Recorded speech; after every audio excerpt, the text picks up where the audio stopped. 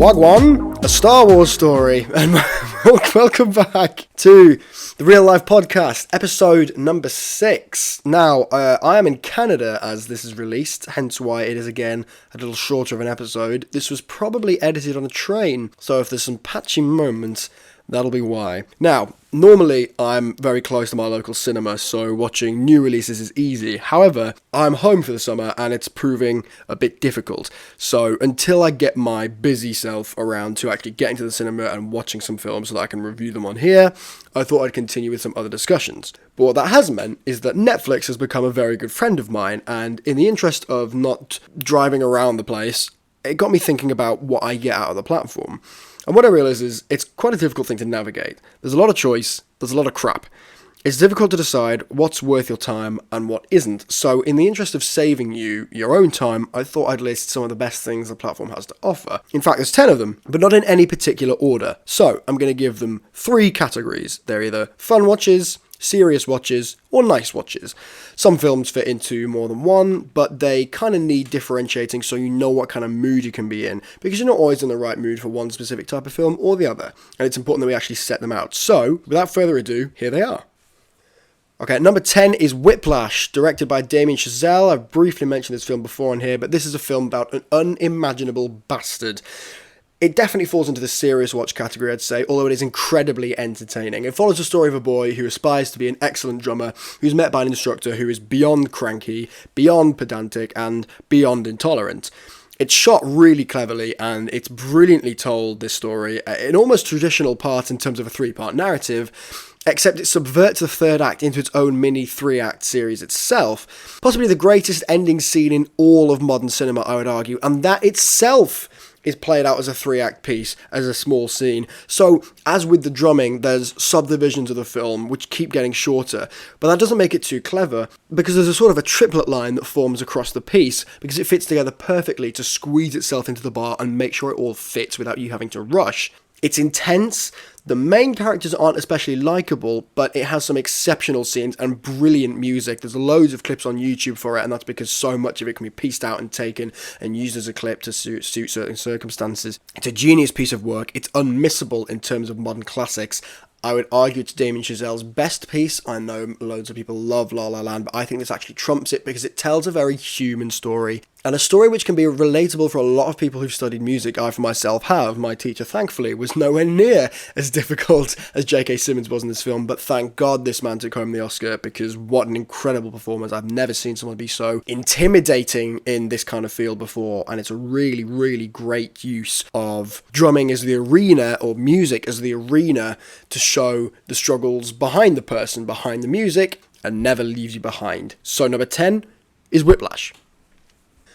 Number 9 is The Gentleman, directed by Guy Ritchie. This is a hilarious film. It looks great. There's really funny dialogue. It's a touch laddish, but it's never too much, and it feels like it really hit the balance. It's a very intriguing story. It's cleverly told with the use of a wonderful Hugh Grant performance, telling it as though it's a script for a film or a story for a book. And it's a fun watch, for sure. It's upbeat, it's gangsterish, and it's kinetic. It's something that moves with a pace that keeps you going with it. It doesn't ever feel like you need to drag yourself along or it's slogging. It feels like something where you want to know the next story turn, and so you move with it. And it's colourful as well. The way it's shot, there's a lot of dull tones in the background, but the characters themselves are often really accentuated with bright clothing or in a bright lighting spot themselves. And that means that it's really well shot, and Guy Ritchie deserves a lot of credit for that. Colin Farrell is fantastic, as always. I mean, I'm a big fan of Colin Farrell. I thought his Penguin in The Batman was absolutely superb. It's one of the best makeup jobs I've seen in a long, long time.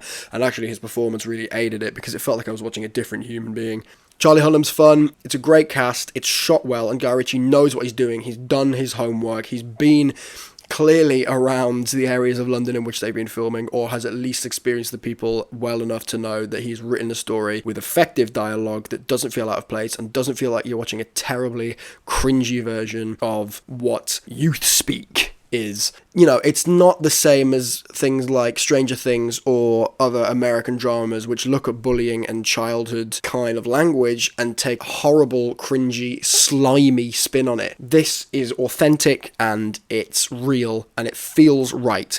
It's an easy film to rewatch because of how much fun it is. Bugsy Malone is actually a great fitting performance. It's a really good bit of casting and he actually does himself justice. He deserves to be on the film where he is. It's great crack to watch with your friends, this one. It really aids itself to a group viewing. So if you can, get your mates along, watch The Gentleman. Okay, at number 8, it's a bit of a left field shout, but it's a film that I absolutely adore. It is Alan Partridge, Alpha Papa. This is in the fun watch and the nice watch section. There is laughs every few seconds, and I mean every few seconds. I don't think this film goes a minute without making you chuckle or smile or do that thing where you breathe slightly more heavily out your nostrils but your face doesn't really move, but you are laughing but you're just breathing a bit harder. If this is somehow your first introduction to Alan Partridge, then strap in, because it will make you laugh. In a most sort of brilliantly office-style, second-hand embarrassment scenario. I've watched this film for the first time with quite a few people, and their reactions are always positive. They always enjoy themselves. It's also slightly heartwarming as well in a way, but it's also definitely worth your time. People look at an Alan Partridge sketch and they think the usual sort of half an hour slot that it gets, that's probably enough, but actually I think this film does it in a way which means you don't get bored of that style of humour. Often people's complaint with The Office is that at the end of an episode, they're so cringed out and embarrassed by it. They were laughing, but they were embarrassed, and they're ready to sort of cleanse themselves and move on to something else. This arguably could have been the same given Alan Partridge's character, but I think he does a really clever job of making sure that it lasts in a way which keeps subverting you and doesn't keep relaying the same kind of humour over and over again. He is without a doubt the same character, acting in the same way, but he is not just doing the same style of joke every single time, and that's what really makes this film stand out in a whole list of horrendous comedies that are on Netflix. If you're feeling a little solemn, this will help you. It's a brilliantly fitting, stupid concept to the Alan Partridge world, and it's got a fantastic supporting cast. Tim Key, Cole McKinney, and Anna Maxwell Martin, who is one of the great actors of our time. I think she can lend a hand perfectly to comedy, and the next minute she'll be the interrogating officer in Line of Duty and will have you right on the edge of your seat. She's a fantastic, fantastic actor. It's listed as absurd on Netflix on one of the tags, in which, if you know anything about Alan Partridge or most of Steve Coogan, that's correct. But it's not Python ridiculous. It's not military fairy. It's more controlled and actually more thought out. This is often a complaint that people have with Steve Coogan stuff or Monty Python stuff, which is it feels almost too ridiculous. I understand it sometimes, but don't get me wrong, I think Python is hilarious and I love it, but this is tremendously well thought out silliness rather than Eric's a woman, so this scene therefore is funny, and then we'll have John make some more noises and walk into things and that'll be great. Which is funny. That is true. It's funny. But this is more traditional in terms of constructing its humour, like, well, I fired several rifles at fun fairs, won prizes, that kind of stuff. I think it means it's more suited for everyone else. Definitely a fun watch, also a nice watch, so give yourself a treat and watch Alan Partridge, Alpha Papa. Okay, so number 7, and a bit of a tone change here, it's Zodiac, directed by David Fincher. I am a massive fan of his, and this film is a brilliant encapsulation as to why. It follows the structural pattern you might expect, and it's brilliantly suspenseful, despite the fact that its structure is perhaps a little bit straightforward in terms of murder, play out, murder, play out, murder, play out. It's brilliantly dark, and yet it treats its subject matter, which is based on a true story, with a decent deal of respect, and it's probably due to its performances. There's a great cast. It's Jake Gyllenhaal, Mark Ruffalo, Robert Downey Jr., really strong cast, and it's definitely a serious watch, this one. I don't actually want to say too much in it. I'm going to keep this Zodiac recommendation very brief because I don't want to spoil any of it if you hadn't seen it, because the joy is watching it unfold as it plays along and watching people try and work it out themselves. The less you know, the better it will be going into watching this film for the first time. And yet, it's a film that has immense rewatchability, coming out of its eyes, told in its traditional, swift, pessimistic fashion. It is a serious watch, but it's well fun.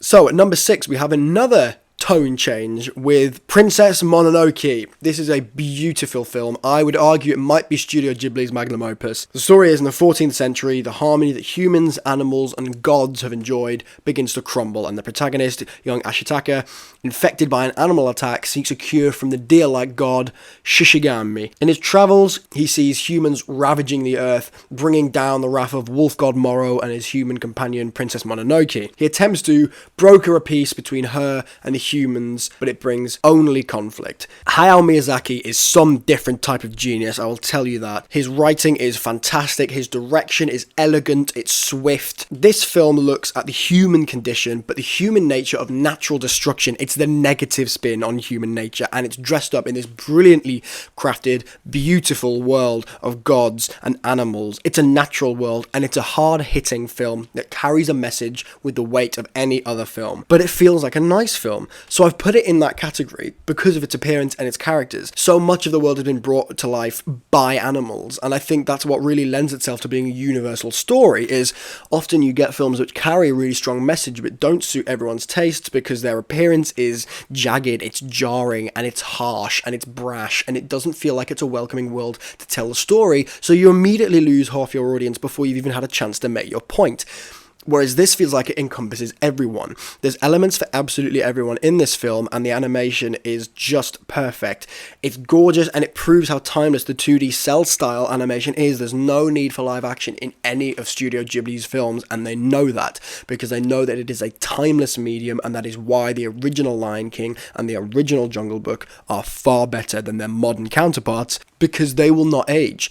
In 20 years' time, we will be able to do live action better than the Jungle Book, or better than the Lion King. And whilst they are undoubtedly cinematic achievements, and their artwork should be applauded, they will never be the same as something like this, which has its unique sense of beauty and timelessness. And as such, Princess Mononoke should be a film you definitely give a watch. So at number 5, it's The Trial of the Chicago 7. This film is based on the infamous 1969 trial of 7 defendants charged by the federal government with conspiracy and more, arising from the countercultural protests in Chicago at the 1968 Democratic National Convention. The trial transfixed the nation and sparked a conversation about mayhem intended to undermine the US government. I have heard far too much criticism of this film, and I'm sick of it, because it is glorious. If you know me, you might know that I hold Mark Kermode on a bit of a pedestal, but both he and Jack Howard, another man I'm a big fan of, both complain about Aaron Sorkin directing this film. They say he's a writer, not a director, and it shows because of his directing. I couldn't think of something I disagree with more, and that's one of the great things about films, is obviously its subjectivity. Aaron Sorkin is writing royalty, and people did have a go at his directing here, but I don't get why. The cross-cutting sequences intertwined with a scene simply involving language, and yet both of them feel just as kinetically charged as the other, is fantastically done. It moves you along, and it frustrates you. It makes you root for the good guys who are being shown to be the bad guys. It makes you feel injustice yourself, and it's a really emotive story, told brilliantly. It goes without saying, as I've mentioned, but the writing is perfect. There is not a line out of place in this whole film. It's funny, it's moving, it draws you in, it grips you. The cast is exceptional. There is not a single dull performance. I love Yahya Abdul-Mateen III's performance. I love Eddie Redmayne's slightly more drawn in and sarcastic performance. I'm a big fan of Sacha Baron Cohen's performance, and anyone who tells you that this performance from him is bad and his accent is dodgy doesn't know what they're talking about, they're wrong. I mean, they're not wrong, obviously, because of subjectivity, but, they are. I've seen it about 5 times. Fun and serious watch, this one. Give your time to it, you will be rewarded. I cannot recommend this film enough. Get it on the watch list. Okay, number 4, and this really isn't very niche at all, I do appreciate that, but it's Spotlight. My God, this film is genius. Finally, the Oscars got it right in terms of the best film winning the best film. Martin Barron joins the Boston Globe as an editor and pushes 4 journalists named Michael, Walter, Sasha and Matt to pursue a story about the child molestation charges against the local church. On the face of it, this film's merit is its story and its writing and its acting, but actually it's so much cleverer than that, and Tom McCarthy knows it. There's a scene that proves to me that the directing in this film should not be overlooked. And it's when Michael Keaton and Mark Ruffalo are walking through the complex having a discussion. They seem to take a route that goes in a circle, and they exit through a staircase that looks exactly like the one that they came in through. And it shows that even in their conversation, in their investigation, and literally, they are going round in circles and ending up in the same place.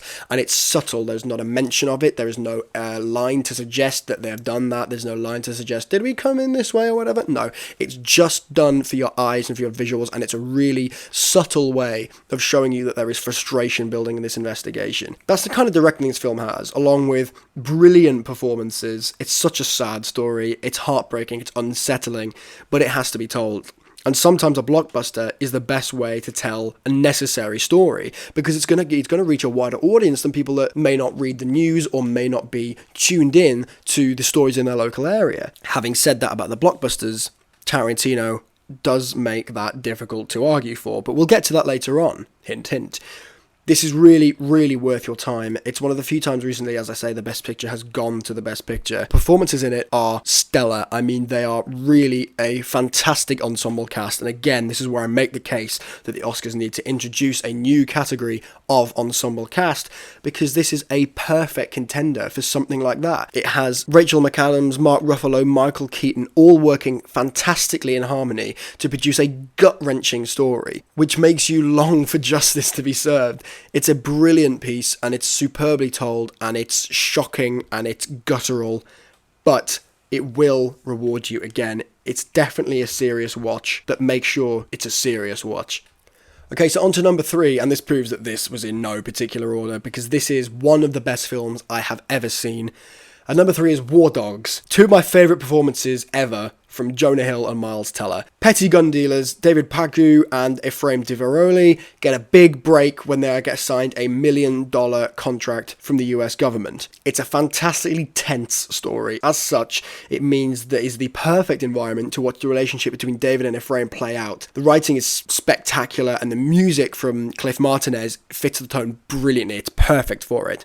It's based on the Guy Lawson book, Arms and the Dudes, and I think that tells you everything you need to know. Jonah Hill becomes the Dudes, Miles Teller becomes the Arms, but neither of them really want to be where they are. It's interesting because the Todd Phillips direction is actually quite representative of his own work.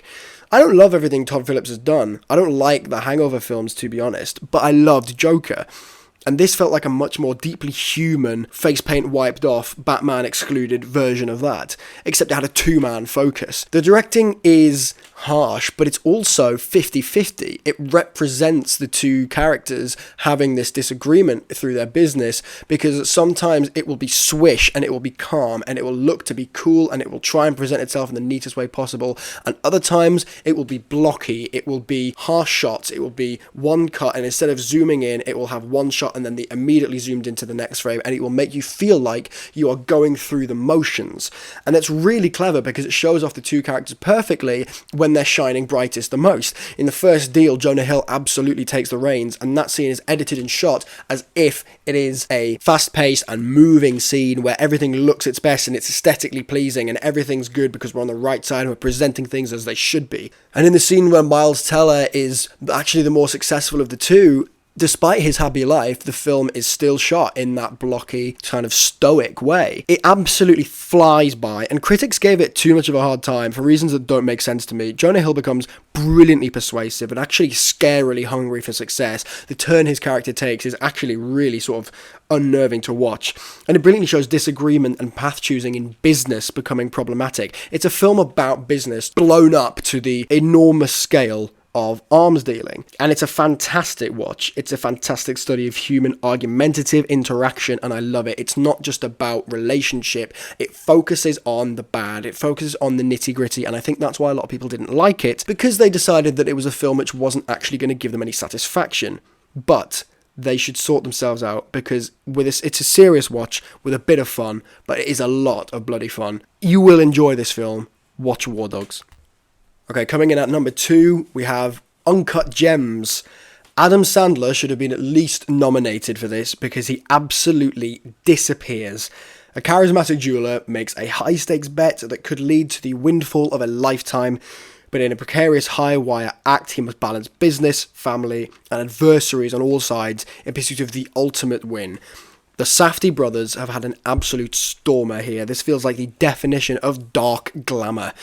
It's so brilliantly visually appealing and shows underneath the darker tones, rather like the life of Howard and the nature of his job, and everything is about persuasion and everything is about trying to make it look its best. This is the film that would have happened had Jonah Hill's character been the only character in War Dogs. The difference is, here, charisma is toned right all the way up to 11. It's off the chart, and it's impossible not to get along with his charm. It's so crucial that his performance is as good as it is, because the story wouldn't be done justice without it. And the story actually has several moments which really tug on the heart. It's one of the reasons it's so good, because it plays out this narrative of dark wheeling and dealing disguised by the glamour of jewelry on one hand, but also the nature of a wannabe do-gooder who is attempting, despite all his flaws, to do his best. I watched a debate on who was the best film spy, and one of the best reasons that I heard someone give Jason Bourne the credit was because he understands that he has done wrong. Someone like James Bond is often reluctant to admit, actually, that their failings are quite substantial, whereas Jason Bourne is all about regret and all about working himself back to be a better person. There is a tone of this, but what I love is how it shows that the addiction of the ultimate win or gambling or that kind of lifestyle has an effect on your personality. I love how fallible the main character is. It isn't a film with a pedestal, it's a warning sign to others, and it's superbly done. But it's also a fun watch, because it's not a fun story, and I love the prevailing theme about getting yourself in too deep. But it has moments of brilliant excitation where you find yourself being swept along and you start to sense the influence of commercialism and appearance on your own beliefs, because you start to think, oh, I was enjoying that, but actually was it just the bright lights and the flashy editing and the pictures that were making me do that? Because underneath, the message this film is giving me is actually something I resent deeply. The ending is a perfectly real encapsulation of what the nature of a job like that would be like. It feels like a genuine transaction, and it has layers which are fairly surface level on first viewing. However, when you come to think of it, the easy thing to do with this would be to subvert it. The Tarantino approach to this film would be to give the ending a kick-ass lift-up in which the good guy got away with everything and it was his time to shine and he'd righted a wrong of history. But that's not what this film's trying to do. Also, I love Lakeith Stanfield. He's such a hero. It's a serious watch, this film, but fun. And it's not nice. Okay, so Dom, you've ranted about Tarantino for so bloody long. What are you going to talk about as your top Netflix recommendation? Well, it's Django Unchained. Yeah, alright, what a hypocrite I am. But this is an important film. It's a really important film. It's not important in the same way 12 Years a Slave was, because that was actually handled more delicately, one might say. When Django a Slave is freed, he joins forces with a bounty hunter to rescue his wife, who's been enslaved by Calvin, who's a hard-hearted plantation owner. The reason it's so important is because actually this does a graphic depiction that's needed in terms of a history lesson. As I mentioned before about films doing the job of, moving issues to prominence or getting people to understand a historical narrative. However, what I don't like and what really annoys me about what happened with this film is Tarantino was quoted claiming that he helped put slavery and black history on the public agenda. That's not what he did. He's not responsible for that, and nor should he claim credit for that. But what he has done is told a graphic and real story which contains a narrative that should be focused on. There's so much good in this film. The performances, the scenery, the pacing, the tension, and it's one of the great villain performances in film history from Leonardo DiCaprio. He is absolutely chilling. It's really difficult for me to think of a time when I've seen evil portrayed better than that. The dinner scene remains one of the scariest things I've ever seen on first viewing, and it made me jump out of my skin. It still does, and that was definitely helped by a brilliant performance by Kerry Washington, who amps up the scene to the level it really needs to be at and makes you feel like danger is imminent. It does suffer, however, from the usual Tarantino issue. It's too long. But actually, this is the one where the timing of it annoys me the least. What annoys me the most is Tarantino's ass turning up himself with a immensely questionable Australian accent at the end of it, and that's being polite. However, so much of this film is brilliantly engaging. It's harrowing at times, but it's important to know the way things were. There was a lot of criticism leveled at Quentin Tarantino for the excessive use of the N-word and the claims that it was racist the way that Tarantino had written it. It isn't. It's not racist, it's a depiction of the time, and Jamie Foxx was well aware of that. Leonardo DiCaprio was quoted as being very nervous going into work on this film, knowing that he had all these scenes coming up. He said out loud to Samuel L. Jackson, he said, "I'm not sure if I'm comfortable with this. It's a really difficult thing to do." And Sam Jackson looked at him and said, "Hey man, it's another day at work." And the next day he came in and rattled it off, and it was as chilling as it needed to be. We are not supposed to sympathize or side with any of the evil characters in this film. That is not the point. Calvin is there to demonstrate what evil really was and what it actually was historically. There's great dialogue in this film which aids to that brilliantly. It's Tarantino's style to a T. There is gore, and actually I don't think this film goes too overboard in moments where it doesn't need to.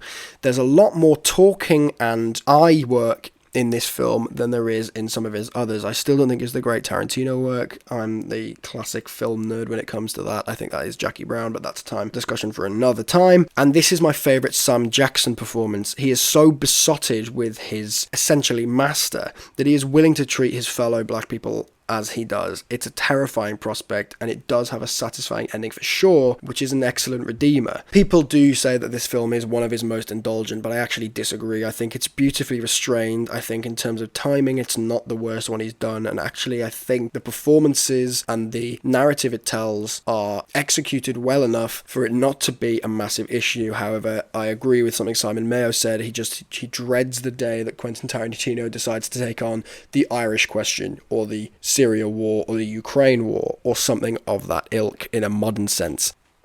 So those have been my 10 recommendations for you to watch on Netflix. To be honest, there's a lot more good on Netflix. I could have said Fight Club, I could have said Seven, which is one of my favourite films, but I thought I would give a list which had a bit of variety on it, and given that Zodiac was already on there, I didn't want to include Seven as well. Please let me know if this has been helpful at all, how many of these you've seen, how many of these were new to you. I'd love to hear your thoughts on them. As always, it's at BajoriDom on Twitter. I'm unsure of the scheduling of the podcast over the next couple of weeks. As I said, I'm away on holiday, so I'm not sure when they're going to come out, if I'm going to get one out in time for the deadline next week, but I will do my best. As I say, any feedback, please do let me know, and I do hope you've enjoyed it. Thank you for downloading the podcast, and bye!